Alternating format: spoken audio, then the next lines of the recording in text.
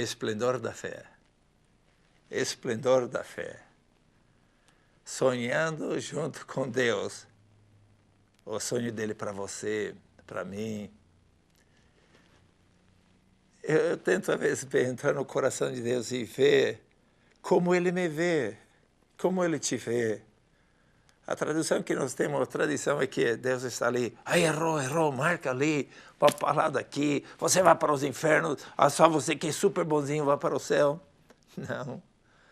Deus tem um sonho em todos os dias, todas as horas, todos os instantes. Ele está dizendo, meu filho, vem, podemos, eu quero te ajudar. Eu quero te abençoar. E hoje nós queremos considerar o princípio da multiplicação. Na escola nós aprendemos a somar, a restar, a dividir. E multiplicação. Deus quer multiplicar as suas bênçãos e quer fazer você uma bênção na vida de uma pessoa. Ou duas pessoas, um monte. Né? Princípio da multiplicação. E para isso eu gostaria que nós olhássemos em Lucas 9, se me permite ler alguns versículos dentro da Sagrada Palavra de Deus, porque ela é o manual de funcionamento. Deus nos fez para ser feliz, nos fez para vibrar, mas dentro de um projeto de Deus, investindo naquilo que é eterno. Não somente vivendo uns 100 anos, por muito que possamos viver. São muitos poucos hoje em dia que estão passando de 100.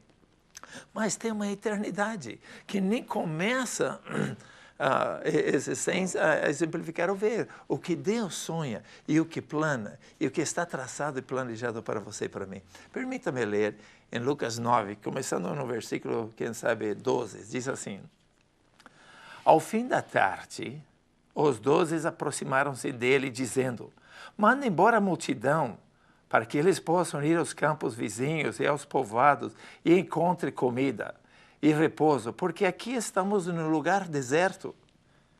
Ele, porém, respondeu: Dê-lhe vocês para comer. Dê-lhe vocês, supra vocês a necessidade deles. E eles disseram: Temos apenas 5 pães e 2 peixes. Ao menos que comprássemos muito alimento para essa multidão. Porque estavam cerca de 5.000 homens. 5.000 homens. Vamos falar um pouquinho disso depois também. Mas ele disse aos discípulos: façam-nos sentar em grupos de 50. E aí assim fizeram os discípulos. E todos se assentaram. E tomando os 5 pães e os 2 peixinhos, olhando para o céu, deu graça e os partiu.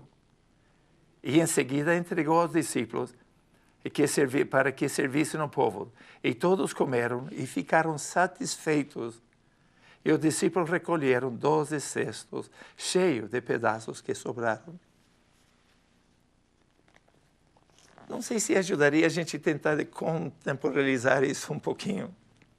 Imagina você uma celebração na nossa cidade. Tem um evangelista muito poderoso que está vindo na paróquia, na congregação, o templo, na comunidade, está trazendo uma grande palestra.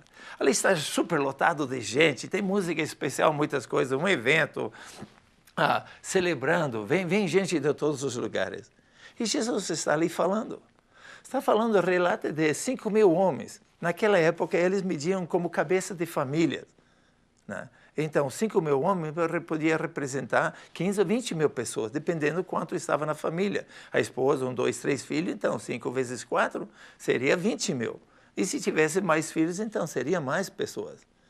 Mas ali diz, até deixa-me ver o versículo 12, que se prolongando o tempo, ao fim da tarde. Suponhamos que isso vai correndo, já passou a hora do almoço, já estava 2 horas, 3 horas, 4 horas. E Jesus ainda falando, como disse no versículos antes, falando sobre o reino dos céus, o que Deus tem planejado para você, o sonho de Deus para a tua vida.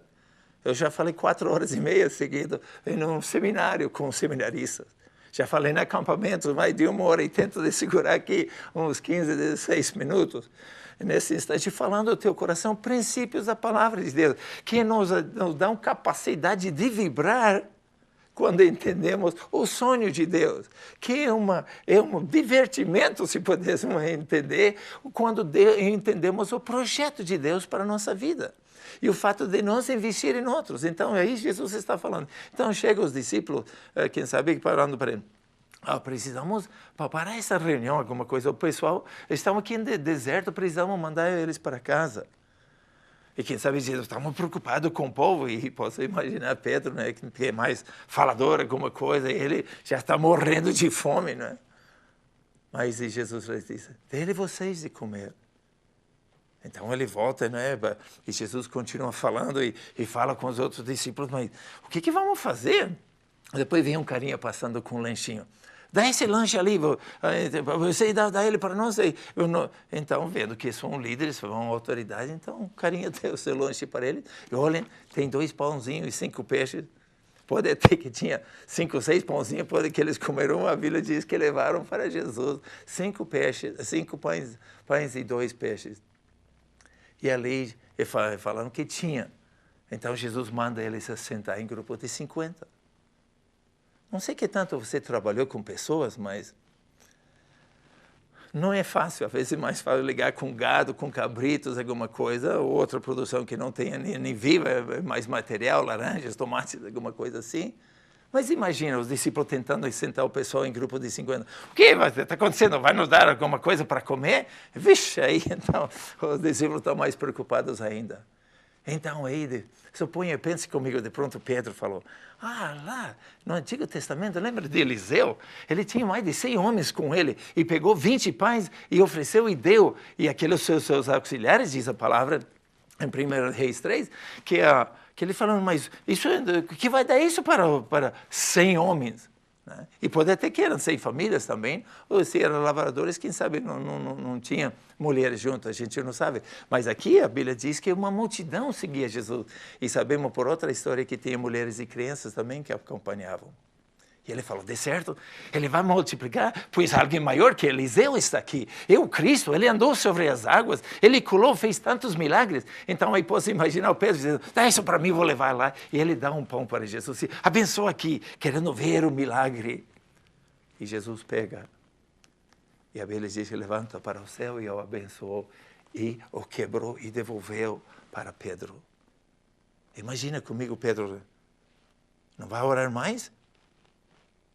O que vou fazer? Suponhamos que ele quebrou e deu só um pedaço, metade para o Pedro, e outra metade para Tiago, João, o Mateus. Tem mais, agora recebo só a metade? Não vai orar mais, Senhor? E Jesus fala, sirva ao povo. Então ele foi. E aí, imagina que eu chegando com já metade do pão. E já falou para o cara, só pega um pedacinho, hein? Só pega um pedacinho. Mas aí, que pedacinho, não? Eu estou morto de fome, faz o dia todo que estou aqui. Dá esse pão aqui, não é? Mas quando ele começa a pegar o seu pedaço, então aí, onde o milagre aconteceu, aí que o pão começou a crescer, porque Deus dá a bênção, meu Senhor, Deus dá a bênção, minha Senhora, mas a multiplicação do amor de Deus está nas tuas mãos, está nas minhas mãos. E aí, quando Pedro começou a ver, suponhamos que foi ele o primeiro, quando tira um pedaço ali, aumenta o pão, da outra ele começa já a vibrar com o poder de Deus na sua vida. Misericórdia, pega mais, pega mais, pega mais. E aí se multiplicando na mão dos discípulos. Deus tem dado dons e talentos ao Senhor, tem dado dons e talentos a mim, mas é em nossas mãos que é abençoado. O milagre acontece nas nossas mãos quando nós damos amor, vai se multiplicando. Quando nós damos paz, vai se multiplicando. E podemos ver que sobrou 12 cestos, eram 12 discípulos, houve 12 cestos. Não era 2 peixinhos e 5 pãozinhos, era abundância que os discípulos cada um teve. Deus quer te dar em abundância, mas a multiplicação, meu amado, não vem da parte de Deus até nós, vem quando nós começamos a compartilhar aquilo que Deus livremente nos deu. Imagina só depois que se o Pedro tivesse pegado só metade, estava abençoado, tinha autoridade, tinha poder de multiplicação, mas Pedro dizia, isso só dá para mim, comece. E se ele tivesse comido? Não havia o milagre da multiplicação. E quantas vezes quantas vezes você, Deus tem nos abençoado com muitas coisas, e só dá para nós, esse pedacinho realmente só dá para nós, aquela bênção só dá para nós. Mas quando entendemos que a bênção da multiplicação, a graça divina de Deus vem quando nós aprendemos a compartilhar. E ali, aquele 90% que pagamos o dízimo, aquilo que é de Deus precisa ser abençoado primeiro. Temos que oferecer, tem que ter a bênção de Deus para ter o milagre da multiplicação. Mas depois, quando nós começamos a compartilhar o nosso pão, compartilhar uma tinta da nossa casa, compartilhar uma tábua, um dinheiro, uma educação, um amor. Estou aqui compartilhando minha vida com o Senhor. Estou aqui compartilhando minha saúde com a Senhora. Por quê? Porque livremente recebi de Deus e livremente estudando. Não podemos dar mais do que Deus nos dá. Eu lembro descendo o Rio Magdalena, lá na Colômbia. Estávamos com outro amigo falando umas palestras e chegamos a certa igreja e antes de começar as reuniões, as palestras, o cara nos deu 2 vezes mais do que precisaria naquela fase do nosso trabalho, mas na metade das palestras ele nos deu outro tanto igual e depois chegando no final nos deu outro tanto igual. Chama-se bênçãos extravagantes. Quando alguém vê que podemos nos envolver no projeto de Deus com extravagância, que eu vou falar aí um pouquinho disso depois também. Então, antes, quando estávamos saindo, aí nos deu outro tanto, 2 vezes, outra vez o que precisávamos para dentro de nossos orçamentos. Mas quando estávamos mais para frente, Deus sabia, nós não sabíamos, aquele senhor, quem sabe, não sabia também. Mas chegamos mais para frente e vimos necessidade onde precisávamos fazer uma compra para uma família toda do mês. Chegamos em outra casa, em outro lugar, ponto de pregação, como quero chamá-lo, ou algo que tínhamos escalado. E precisava fazer uma reforma na igreja, precisava fazer uma reforma na casa. E ali nós tínhamos abundância de dinheiro para investir, porque alguém entendeu um princípio de abençoar. Oh, meus amados, quando Deus põe algo no coração, não é começar dando as coisas 2x4, é primeiro pedir a Deus abençoar nossas vidas, abençoar as nossas finanças, investindo nos projetos de Deus, e aí Deus vai abençoar todas as coisas que nós tocamos. Então, nós entendemos que dentro de um projeto de Deus, nós vemos ali o que Deus está planejando. Oh, meus amados, lembro uma vez vendo o Senhor dentro de uma reunião lá nos Estados Unidos, e o terno dele estava fraquinho, e falei para ele, vem comigo, eu quero te dar outro terno. Então, estava olhando os ternos e tinha um cinzão que eu adorava. E que eu experimentei outro, ele nesse, e eu empurrando aquele cinza para cá. E Deus falou no meu coração, por que não dá o cinza? Eu estava querendo segurar para mim. Não seria pecado ter segurado para mim, mas não podia receber a bênção de Deus, da extravagância, se tivesse segurado para mim as coisas. Coloquei nele, mas parecia feito na pinta, né? Outro fui para Miami, num van, com meus filhos voltando aqui para o Brasil.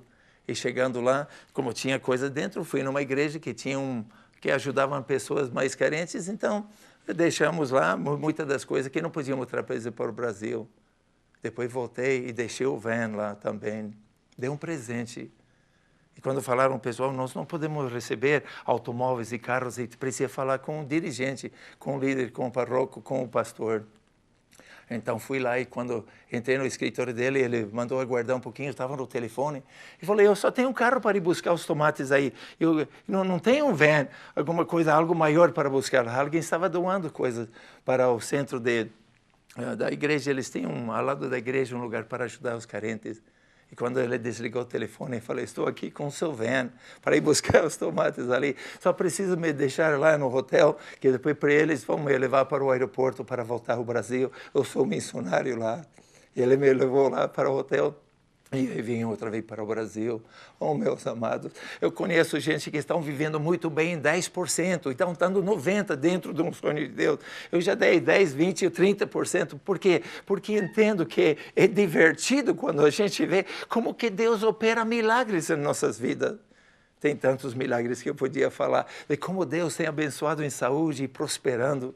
Voltei de Foz do Iguaçu, em todos os lugares onde ia, não podia gastar dinheiro. O pessoal me dando aquele macuco, viagem, safari, subindo o lago lá, investindo na minha vida. Por isso eu tenho um prazer de investir na tua vida. Por quê? Porque Deus fala E nós precisamos amar o próximo como nós mesmos e investir no outro. É um princípio da multiplicação, mas primeiro nós precisamos dar a Deus o que é dele e aí ele abençoa todas as outras coisas. Sejamos o que Deus sonhou hoje, sejamos o que Deus sonhou amanhã e sempre, para sempre, por toda uma eternidade.